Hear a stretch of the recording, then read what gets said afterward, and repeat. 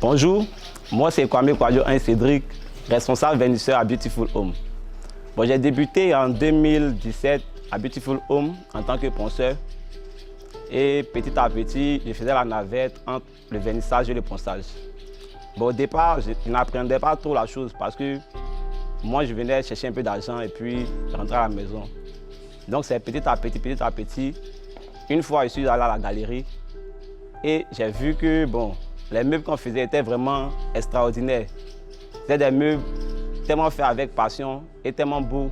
Du coup, je me suis dit, mais si je suis allé à l'école et puis bon, je n'ai pas encore de travail, c'est pas mieux, je vais rester à Beautiful Home et puis faire bon, le vernissage. C'est comme ça, petit à petit, bon, je me suis engagé dedans. Dans mon travail, j'aime bien la créativité puisque c'est un travail de mélange de couleurs et puis d'avoir le coup d'œil des trucs qui sont beaux, d'avoir le coup d'œil de ce qui est extraordinaire. Dès mon arrivée, je me suis dit que bon, Beautiful Home était un atelier de menuiserie comme tout autre atelier qu'on rencontre dehors.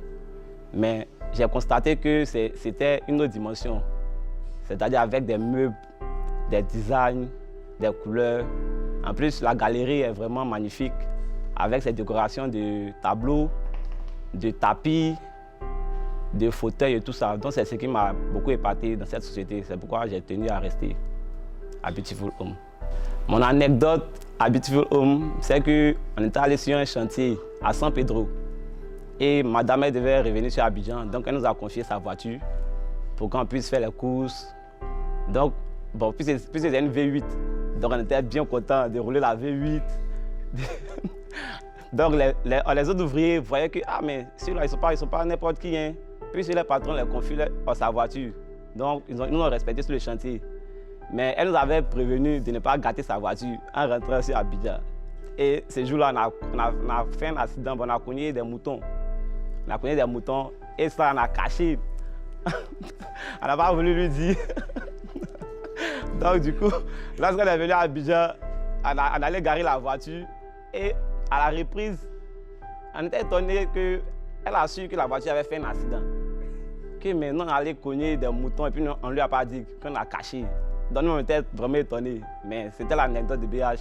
Franchement, il était épaté et puis il était vraiment content du fait qu'elle ne s'est pas fâchée.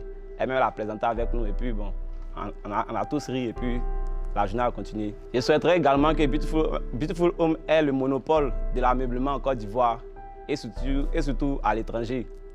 Vendre des meubles extraordinaires, vendre des meubles sophistiqués, vendre des meubles de qualité surtout et de bonne finition.